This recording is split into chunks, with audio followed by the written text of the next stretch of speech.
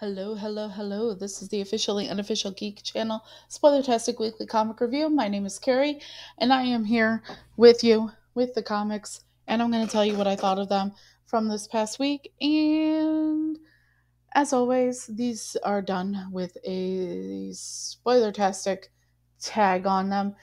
And despite doing that, I do try to keep the spoilers down to a minimum, but we do have to put it out there that sometimes a spoiler will be let loose from my mouth for whatever reason. It happens. And, just to keep people from being upset with me, I put that old spoiler-tastic tag on everything just to make sure to cover my own ass. All right? Okay. So, as always, we talk about the books in no particular order until we get to our top three. Top three, top three, for each week. As always, please check out the description below for information about what we're doing here, information about different things like a GoFundMe for Comics Will Break Your Heart. Go check that out. Give to that if possible. All of my tip jars are down. Information for all my tip jars and all that kind of stuff down below. So if you like what we're doing here and you want to support the channel, please check that out and consider giving to Jen and then consider giving to me. The ultimate goal of that is to save up money for two things. One would be to go to Heroes Con. I really want to go to Heroes Con, guys. It's really hard in my situation to save up money to do so. So if you happen to be here and you want to see me go to Heroes Con, please note that all money put in that fund goes towards the possibility of me being able to go to Heroes Con. First and foremost. After that, any money, despite whether I get to go to Heroes Con or not, goes towards my savings. And that savings eventually, hopefully, fingers crossed, puts me in a position where I can do more stuff, have more time to do more stuff, and also possibly get more training involving other kinds of careers, having the time and ability to do that. I'm going to be putting together a Patreon soon, probably within the first part of February, if all goes well. And that will detail, I will put a video out when I do that. And that will go into detail of what my goals and aspirations are in regards to doing anything like that. And I'll lay it out to you so you all know exactly where your girl Carrie is coming from, and what she wants to do with that. And, hopefully that and her life. That's me. I'm your girl Carrie, in case you didn't already know. In case you're new here, welcome. Welcome to the officially unofficial geek channel. I hope that you came in on the wind of something I've done here, something I've done on social media, and you're here to experience all the good fun we got for you here. So we've got AuthorTube content, we've got other reviews, we got commentary on popular culture, we've got whatever, reviews on books, and obviously you're here because of a review on comics. AuthorTube content as well. Please join us, like, subscribe, comment, share as well. Please share the content because that also gets people to our front door. And that is great. That is great. Anyways, a lot of that stuff is going to be in the information down in the description. Please take a look-see down there. Take a look-see at all that stuff. And yeah. Anyways, guys, let's go ahead and let's get into the reviews. The first book that we're going to talk about is not technically from this week, it's from a previous week, but I actually went ahead and, based on other people's reviews and other people talking about it, went ahead and picked up Avengers Twilight #1, Avengers Twilight Book 1 by Chip Zdarsky and Daniel Acuna. This is, I don't want to set any weird platitudes or anything for Chip Zdarsky, but what we got here is an old man cap tale that could also be very, very reminiscent of other types of major superheroes and their older, returns stories that could be, this could be like that. So basically what you got going on is many years later, the Cap has retired. He actually has no super soldier serum running through his body anymore. He's retired. He's an old dude, and but still spry. And it's a future tale where being a hero has taken on a different meaning. Like it or not, that's the way it is. And you have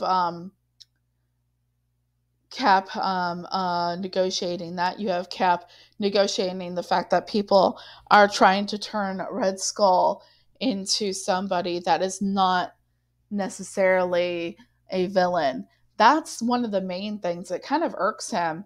I say kind of irks him. It really legit irks him a lot. Okay. And you encounter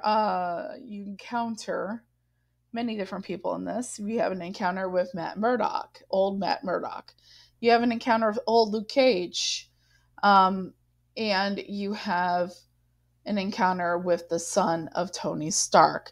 Now, the son of Tony Stark, James, is a little shit. I'm just going to tell you that right up front. Like, you think Tony Stark is a little shit, right?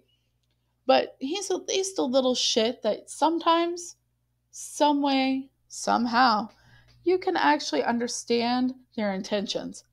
However, James is just a little shit. Okay? Just a little snot-nosed, frankly looking like he took, like fashion lessons from the Jersey Shore's The Situation, right? And just kind of running with it. That's James. Okay? That's James Stark. Ew. If you couldn't already tell, I don't like the character. But the fact that I don't like the character makes him an awesome opposition, antagonist to Captain America in this book. So, yeah. And at the end of the book, it gives you like this really good, like call to action kind of situation where you have Luke Cage kind of telling the captain, like, what the people need right now is they need somebody that everybody can find value in, that everybody can look up to. And I'm not going to tell you what that means for Captain America, but you get the idea of where it's going at the end of the book if you were to check it out. I definitely recommend checking that out, actually. I am not a big I'm not a big mark for the Avengers. I'm not a big mark for a number of things in the Marvel universe, but I am going to tell you, I am a little bit of a mark for Chip Zdarsky after experiencing the part of the Batman run that I have so far as part of his run. I very much enjoyed it, and so I was like, you know what? I'll go ahead. I'll throw a look-see on the Avengers Twilight #1, and I think I'm going to keep up with that one. That would be great. I think I'm actually going to keep up with that one and see what happens with that one. So I am really Okay, so we're going to talk about the next book. And one of the things I want to talk about before I start talking about the next book that I'm going to talk about, because this is actually a book from this week, in that um, what I want to try and explain to people, because some people, because of my booktube content and my authortube content, might be coming to check out my comic book content. Um, and so I want to kind of throw something out there to those people, in that when it comes to reviews in the booktube world, you have a lot of people pushing, and quite rightly, to make sure to solidify the idea that authors are not welcome in review spaces, that reviews are for readers. And I totally agree with that. Because I don't know a one among us that can listen to any review of their work and be completely impartial, be completely um, unaffected. Okay. And that's why you have this whole idea of authors and everything staying out of review places, because reviews are for readers. However, something that happens in the comic book community, as I shift myself here, is that you have, whereas the veil between reviewer, reader, author in booktube and authortube spaces is the widely accepted viewpoint is that reviews are for readers, not for authors. The idea that some people might say that, well, what if a reviewer, or what if an author wants to look at their reviews to improve their work? Well, the thing is, once you get the book out there, that was really the job of the editor. That was really to make things better. That was really the job of the author, the editor, the agent, all these things to make things better in the book. You can't change what you have in that particular book. Okay. So that's why the idea of authors being in review spaces for that purpose is kind of, people still accept that as a reason. I don't. Okay. I'm going to tell you right now that the comic book community, the veil between reviewer, reader, writer, creator, is much thinner than it is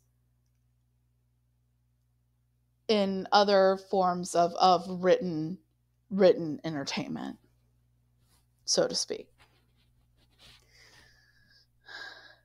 There's a book that came out this past week that is written by well-known members of the comic book commentary community on YouTube, Instagram. Very well known, very successful people. And because all of us, and not this is a generalization, of course, I'm going to say a lot of us, and then it's less of a generalization. A lot of us in the comic book community, commentary community, that are also writers, also aspiring creators. This is like someone among you getting the golden ticket, okay?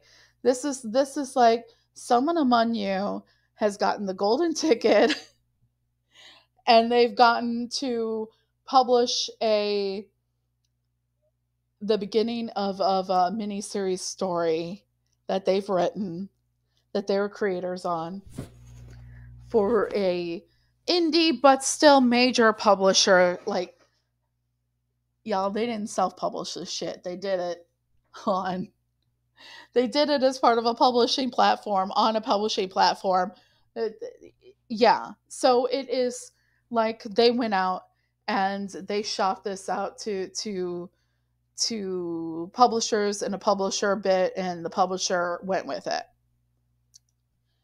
to completion. So what you get is the fact that there are two people in the commentary community of comic books that have written a book. And now everybody is in that position where they're all reviewing it.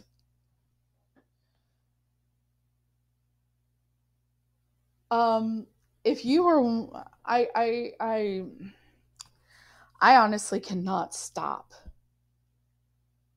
anyone from either watching this and reporting back what I think of the book. I can't stop that. I also can't stop anyone associated with this book from hearing that I reviewed the book, coming and watching the review. I can't stop people from that. I can't. Y'all got free will, but I'm asking you, please,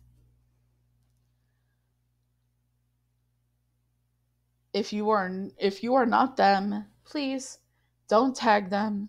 Don't tell them that I've reviewed their book, please. Don't point them out to me. Don't point my review out to them. Don't do it. Don't do it. It becomes a very difficult situation when you at least know of people, or your acquaintances with somebody that knows them, or your acquaintances with them, and what have you. It's a very sticky situation. Reviewing people's work. Okay. So I am going to review it. I am going to tell you guys exactly what I thought of it. And let's do this. Let's do this. I'm asking you, please, don't tag them in my review. Don't tell them about my review. And just don't. Just don't. Okay? Just don't. Because I'm also not going to be one of those people that tags them and tells them, I reviewed your book. I'm not going to do that either. It does not matter if I like it, don't like it, whatever. It does not matter. Do not do it. Just don't. Okay, so here we go. New number 1 from Whatnot, massive Whatnot Publishing. It's funny when you say it like that, massive Whatnot. Like Whatnot is massive. Crashdown, Tom Garcia, Ryan Sargent, and Ben Temple-Smith. Issue number 1. Let's do it. Ben Temple-Smith is viewed as a legend in the business. He is handling both the art and the lettering as well for this book. That's lovely. The art, I definitely can see the art's placement for this type of story, because this type of story is very Lovecraftian and dystopian and what have you. I definitely see the placement and the logical use of this style of art for this kind of book, for a cosmic horror. Okay, it's a cosmic horror with a kraken. That was kind of cool. It was a cosmic horror kraken. That was kind of cool. I'm going to tell you that right now. Despite anything else I say, there's a freaking kraken in this book. Who doesn't love a kraken from beyond the sea? But it's in like a different planet. Because who doesn't love it? But anyway, who doesn't love that? Who doesn't love that kind of thing? Just keeping it real. Who doesn't love that sort of thing? A kraken from beyond the sea, but on a different planet, because Earth has become inhabitable, and they must reach out to other worlds to repopulate humanity someplace else. That's the purpose. And the overwhelming view and feel of this book is that it's Earth has become uninhabitable. They have to find someplace else for humanity to continue.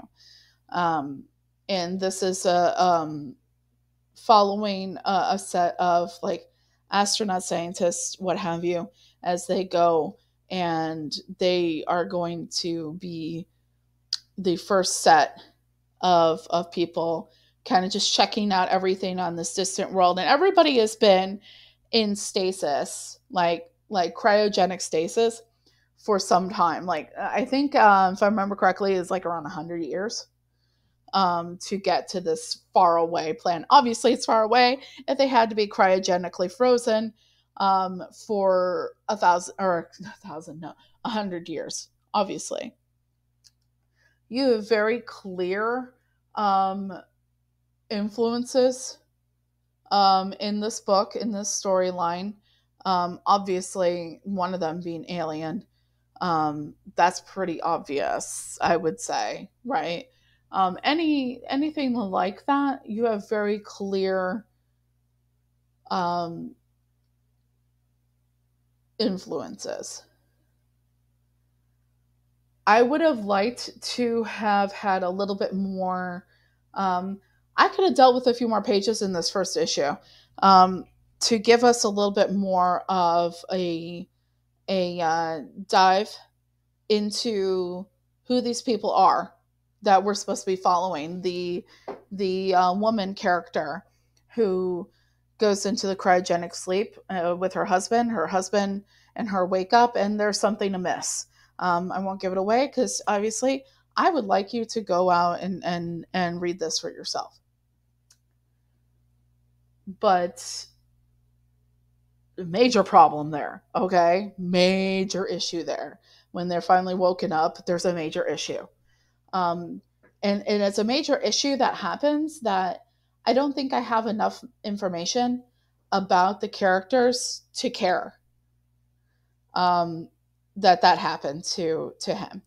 Now, I don't know if that is a intentional choice on the creators. If it is an intentional choice on the creators, then I hope it pays off later on. But if it's not, then I need more information about these characters than what I'm getting.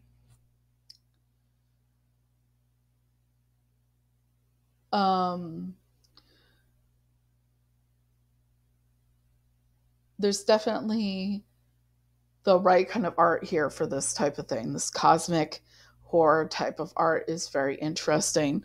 I like the way they use light to convey what's happening, the different shades of different aspects of blue and green. I like that all. I think that maybe we have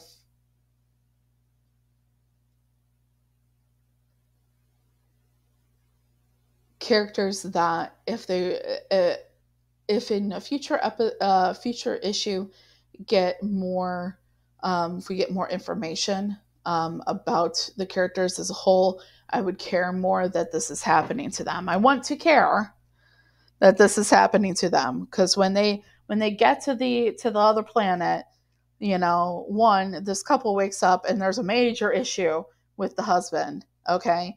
And then she has to go along business as usual into the situation, and it's like, what? They're not even giving this woman time to breathe, in what just happened, and they're sending her out there. Okay, so either the situation is more perilous than has been given enough due for, or I need more. I need to feel more for these characters. Um, but that's basically it. Um, when they get to the surface, obviously they encounter the obstacle. We'll call it obstacle. It's quite the obstacle. Um, and that was quite frankly, that was like, if that is their major hello, hey, hi, how are ya? Welcome to this world. If that's I like that. I like that personally. So yeah, there's that. So overall, um, I did have quite the lukewarm viewpoint and feelings involving the book. However, what I am going to be getting issue 2, because I want to see if the things that I feel like should have been fleshed out more are given their due. It's hard to judge a book just by the first issue. So I'm hearing really great things from a lot of people. A lot of people are saying that they like this. And so that's wonderful. And I'm really happy that a lot of people are out there like, yeah, I'm liking this. This is great. And I'm hearing a lot of places are selling out of this book. I'm hearing there are places selling out. Big distributors, big stores selling out of this book. So congratulations to them. So yeah, in case this does happen to get back to them, congratulations. Um, and I will be checking that out.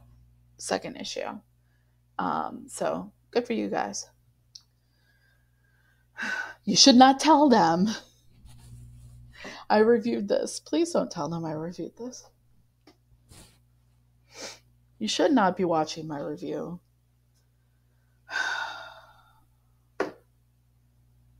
Yeah. But if you did, congratulations. You're living the dream. All of us should be so lucky. It's pretty fucking cool. Anyways, let's move on. Let's move on before I dig myself even, anymore. We're going to talk about Dungeons and Dragons, Saturday Morning Adventures, Dungeons and Dragons. Number 1, it's the next arc. Why am I yawning? The next arc, the next miniseries, where we have two very special guests. Now, I personally am not that familiar with, I don't have a personal familiarity with the two special guest characters in this book, but once my boyfriend read this book, he was literally still in the middle of it, bursting into my office during while I'm working and going like, oh my god, this character is there. And then a few minutes later, oh my god, this character is there. These are characters from the R.A. Salvatore book series, dedicated to Drizzt. Two characters from the Drizzt world. I am not going to tell you who they are, because really this book is a lot of fun to read, because it's a continuation of the whole storyline. We have a new storyline, as immediate storyline involving Dungeon Master being sick and needing help. He needs it's a good old fashioned D&D quest style story, and it's really quick read, it's really easy read, and it's a lot of fun. We've got a creative team, because I haven't mentioned them yet, of Buer, Cambatus, and Bove, and the two characters that get introduced, that, like I said, though I don't have a personal familiarity with the two characters, they are, at least one of them, you can say their name in most D&D circles, and you get people looking up. um they're very, very well-known characters in the R.A. Salvatore books, and that might be a big understatement, that they're well-known characters in the R.A. Salvatore books. That might be the biggest understatement of my entire video. All right, just, yeah. Whew. And let me tell you something. We are next going to talk about Harley Quinn number 36. Harley Quinn number 35, I got a little bit late, so it was not included in my reviews. I did get caught up, and I did read Harley Quinn number 36. Sweeney Boo and Teenie Howard. I have been critical of Teenie Howard's writing in regards to Harley Quinn in the past. I've been critical of the fact that it has largely forgotten Harley's friend Kevin. I've been largely critical of this. I've been largely critical of it feeling like Harley was taking steps back. But I'm going to tell you something, and hand to the gods here. An issue, starting in issue 35, this multiversal kind of situation here. Teenie Howard has brought back Kevin, and she has brought back the heart of Harley Quinn. And I'm not talking about Poison Ivy. Poison Ivy's been there. When I say the heart of Harley Quinn and what she has been and what she has become in 2 issues, it's, thank you. Keep up the momentum. I might be back on Harley Quinn again. I saw Teenie Howard writing story like she is for, and has been for, Catwoman.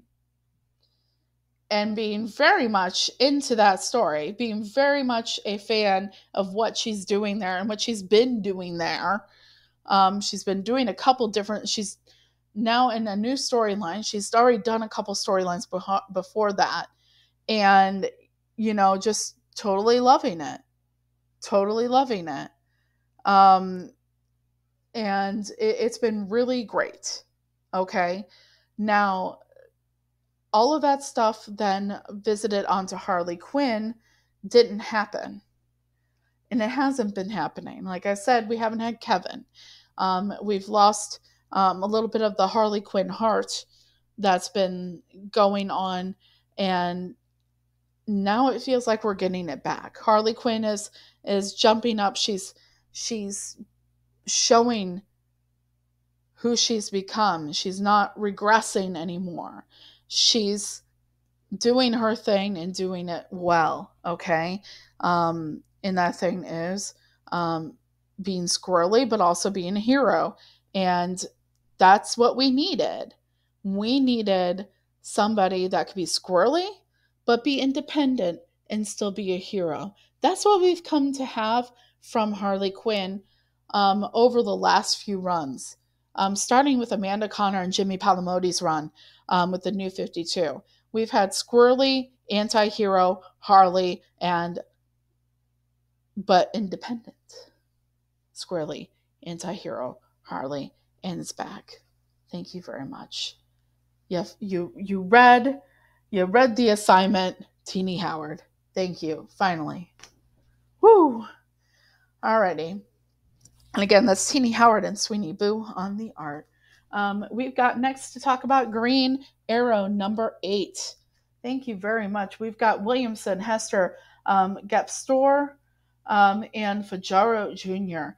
What we've got going on here is we got Green Arrow and his son Connor Hawk trying to get down to the bottom of what the heck is going on here.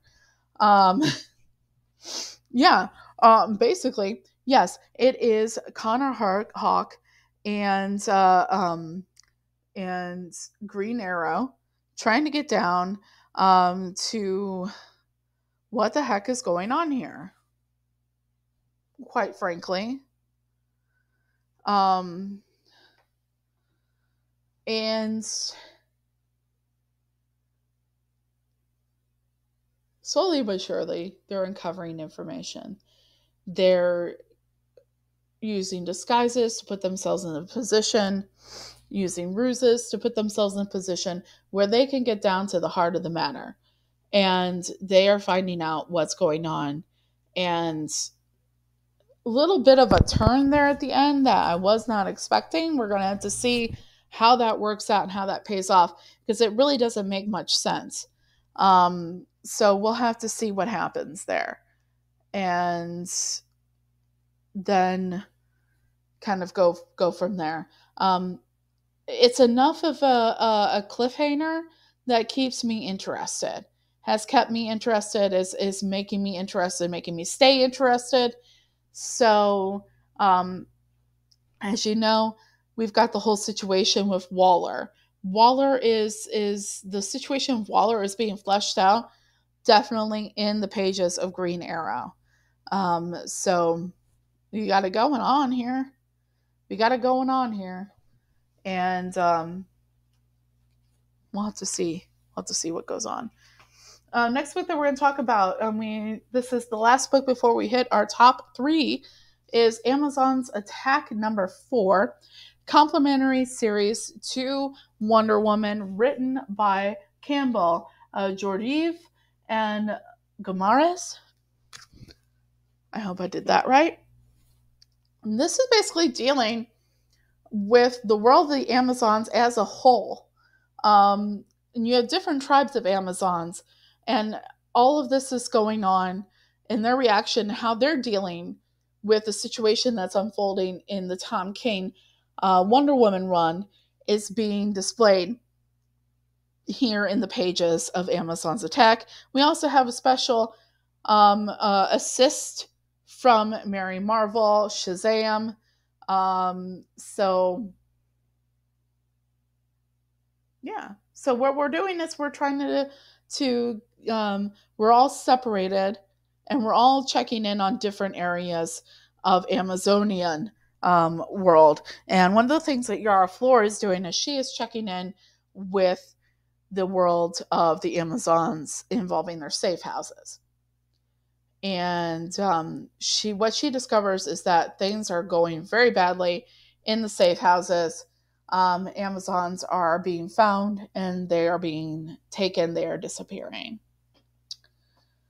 They are finding out that, again, another book where the effects of what Waller is trying to do are hinted at in this book. Now, I want to tell you this. I want to preface, not preface because I already started talking about the damn book, but I want to make sure to mention that there is a note in there, and I want to and thankfully there's an editor's note, and I also want to mention that if you have not read Wonder Woman from last week, and you happen to have Amazon's Attack number 4 sitting there, and you haven't read it yet, it might do you some good to read Amazon's Attack number 4 before you read Wonder Woman number 5. The events in Amazon's Attack number 4 take place before Wonder Woman number 5.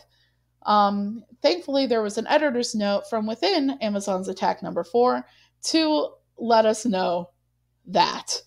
Or else it would not have made sense what was going on, because you got Cassie, you got Yara Flor working together with Mary Marvel, you've got Fakora dealing with her stuff at the Ben Migal. You have Nubia being treated to visions again at the Mascura. You have the possibility of treachery from within the group. You have all these things. And you have a direct correlation, indirect correlation. We'll go with indirect. We'll say it's indirect correlation to what Waller has been doing across the DC universe. So, yeah, that's basically what you got in that one. It is a fun at this time.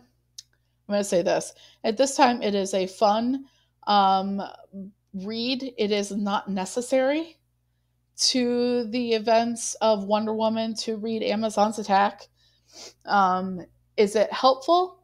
Yeah, it is, because what you're doing within the pages of Wonder Woman is you're getting a very centric to Wonder Woman and the opposition viewpoint of what's going on. It's very centric to Wonder Woman on the side of the Amazons, and what she's doing versus what Amazons as a whole are dealing with.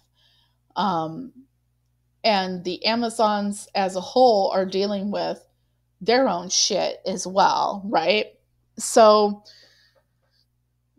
like, you have Wonder Woman, who has been able to hold off a lot of stuff involving the federal government. But what you find out is she hasn't been able to hold off too much, because there's definitely stuff going on in Amazon's Attack that is that is not stuff that Wonder Woman is able to directly deal with. And that's a thing. Do I think it's necessary if you just want to follow what's going on directly with Wonder Woman to read it? No. If you want to know what's happening across all of the Amazons, the Mascura and otherwise, yes, you should be reading Amazon's Attack. But let's go ahead. And I'm going to go ahead and we're going to get into the top three. The top three. Yay! Why did I say it with that high of a pitch?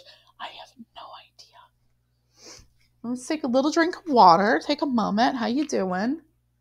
Everything good? All right. All right, cool.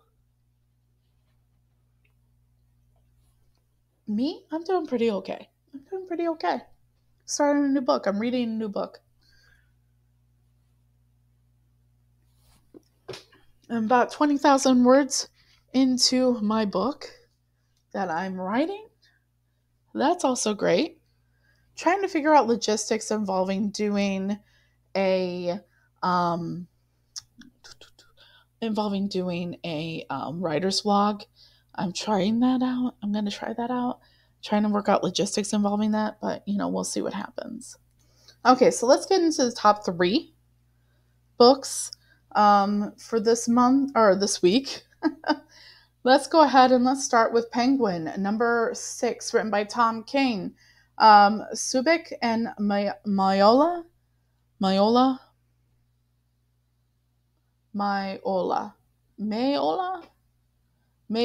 Maiola.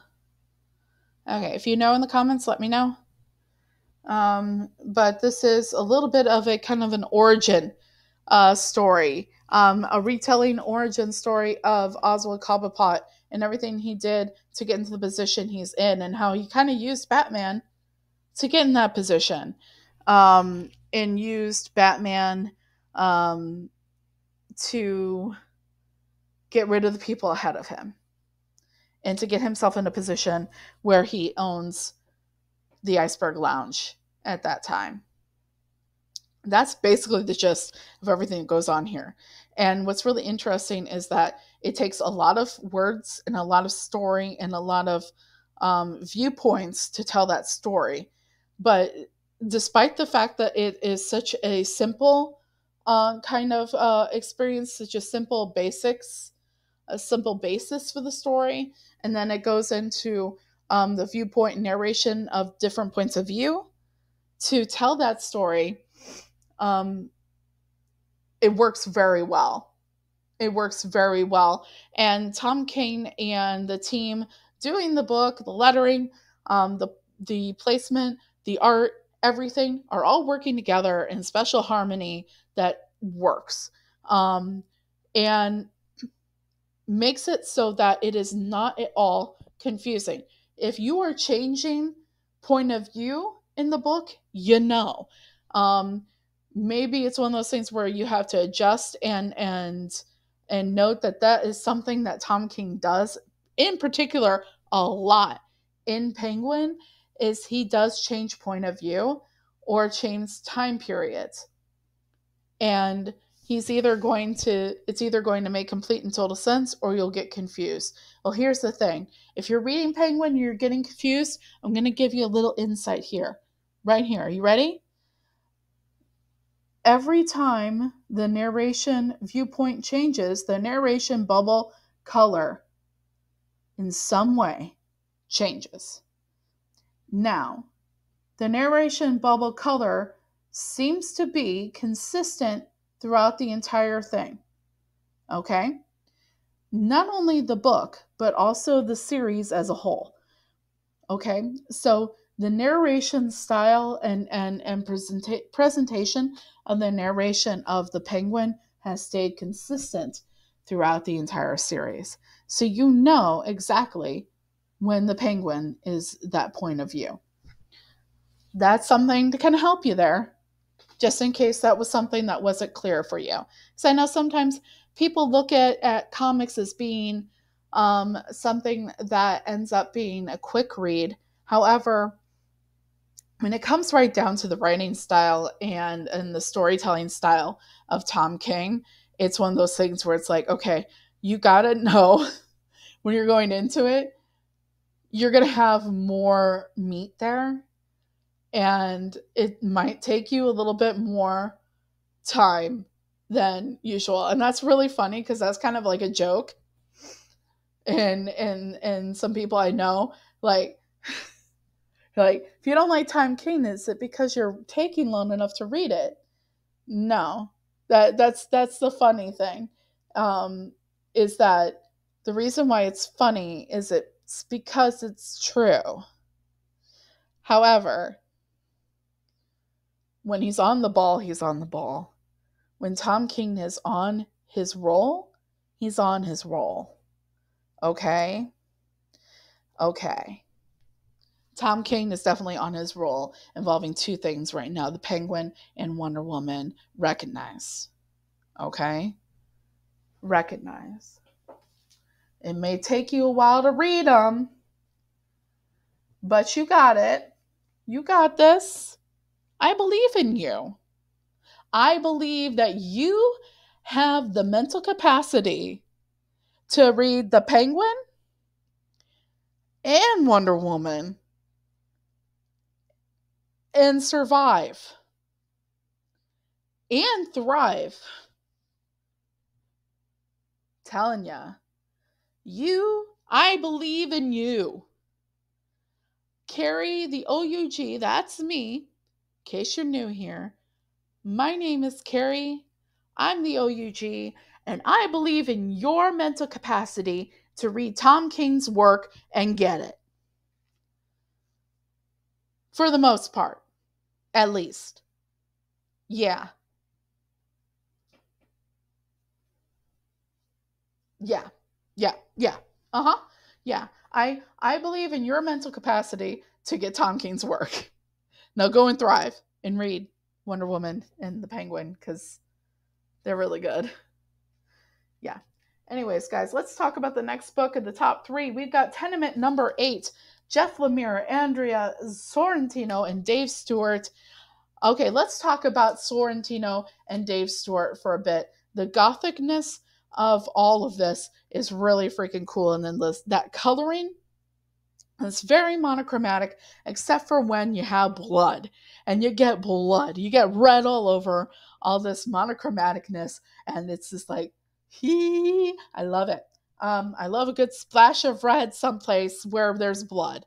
Okay? Thank you. Where there's like not a lot of anything. And then splashes of red. Thanks. Okay. Um, this beautiful and the beautiful labyrinth shot in the middle of this. I didn't take anything out for Penguin because it's like Penguin, Batman, all that. They're doing their thing. But what I want to show you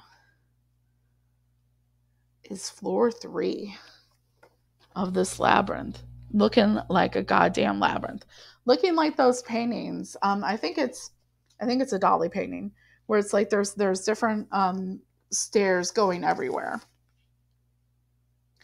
and going nowhere and going everywhere. And that's kind of what we've got, like a little bit going on here. Not a little bit, actually, we got a lot of that going on here. Okay.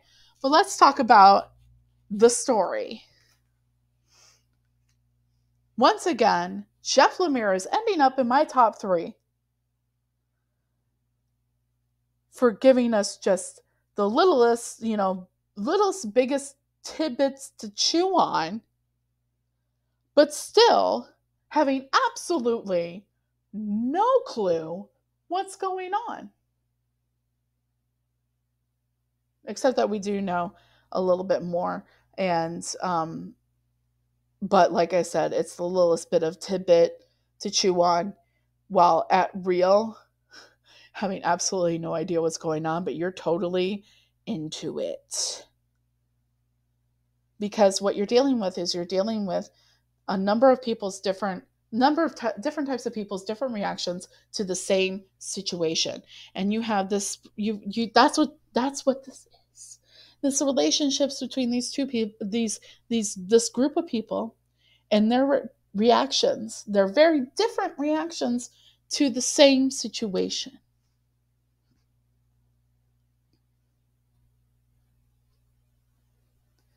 It is not only frightening situation, but it is also one that is very descriptive of human interaction and situation. To tell something that is so fantastical and creepy at the same time, but also tells you everything that they can in one story about the human mind and the human situation. That's what makes a lot of stuff that I've read, that I've had the joy of reading by Jeff Lemire, the most interesting, is how these different human beings are not only reacting to a situation, but reacting to each other in the different ways that they're reacting to the situation versus everyone else. The same situation, mind you. The same situation. And that's one of the things that makes this book so good. And there's some like weird moments in this one, y'all, and I breeze through it every time I read this. It's so great. It's so good. I'm so glad. If you are not familiar with the Bone Orchard mythos as a whole, and you are just like, can I just jump in and read Tenement? I tell you, you can. And you want to know why? You want to know how? I am sure. I am sure because this is my first foray into the Bone Orchard mythos, is Tenement. So, if I can do it, you can do it. The last book that we're going to talk about today, and I'm going to try not to gush too much about this because I did talk about this, a little plug. If you haven't caught it already, this past Thursday, I was a part of the Pop Culture Philosophers monthly comic review panel, in which this is a book that we talked about. And that book is, let me go ahead and get a drink real quick so you can just, in your head, do the drum roll while I'm taking a drink.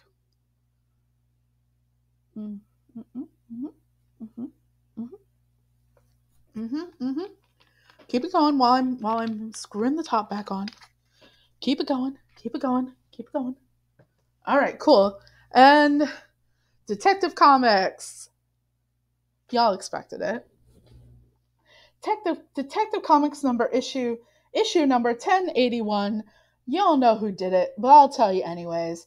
Rom V, Frederique, Raffaele, Luffridge, Waters, Sherman, and Farrell.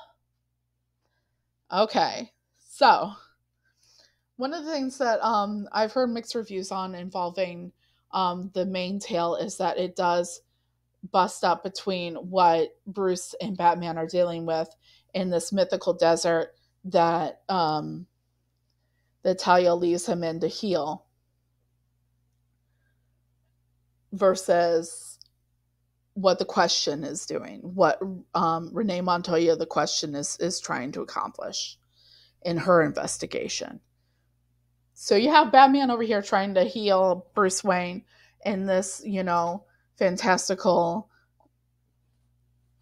otherworldly kind of desert situation where he is kind of hallucinating and what have you, and kind of going back and forth between being Batman and being Bruce, and trying to work out everything mentally there to get himself either attached properly to the Asmar so that he can function despite its presence in his system, and to make friends with Barbados again, all of that, right?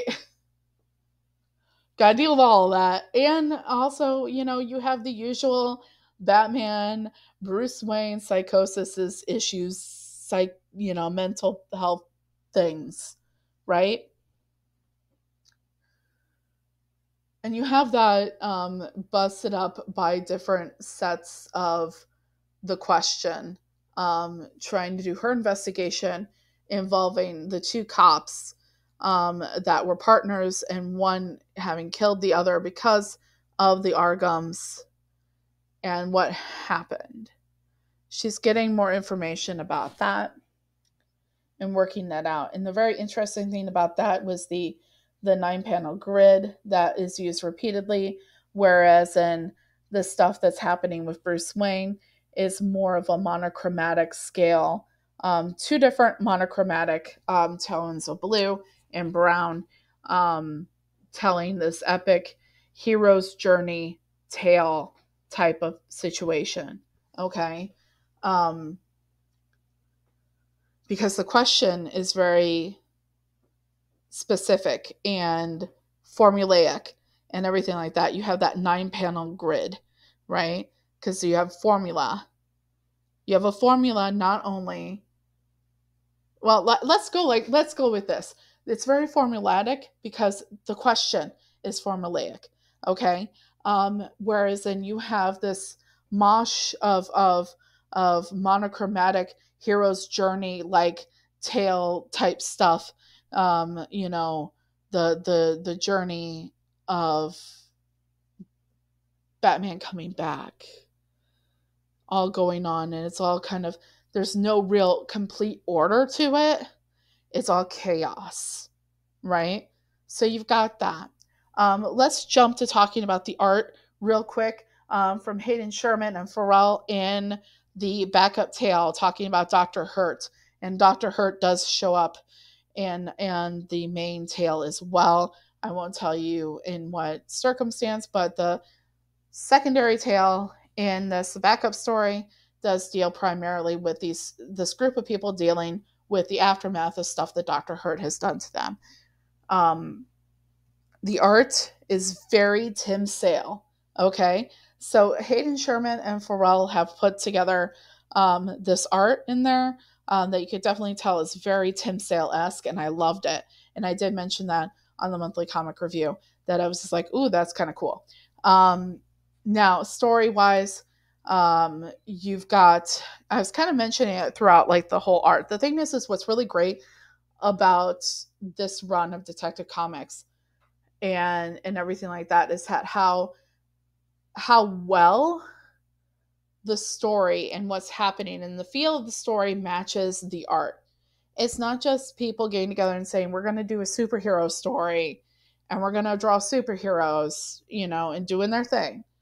There's something more of a collaboration here that happens, that I think is a rarity in the business. You can have great art on a book that has a great story, and they match because they just do. Um, but then you have the idea of putting a story and art together where they not only match, but the feeling that you get when looking at them, along with the feeling that you feel when you're reading them, matches so well that it takes it from a comic book to a level of art, performance, and poetry all melding together. This is one of the best things. And I'm going to tell you, I read books, I read poetry, I read all kinds of shit, okay? I read comic books, obviously. That's why you're here. I read comic books, I read books, I read poetry, I read whatever I can get my freaking hands on, okay? That holds my interest for more than a few minutes, you know? This is one of the best stories. One of the best hero's journey stories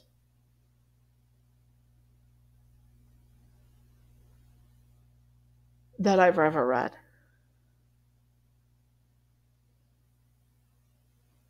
Mm-hmm. One of the most beautifully written, with art to match. One of the top at least top 10, okay? Maybe top 5 that I can think of right now off the top of my head. This is I absolutely fangirl completely over this series, and I'm very sad that it ends at 1089. Not Detective Comics, but this particular run of Detective Comics, we've been told it does have a definite ending. That ending is 1089, and this is 1081.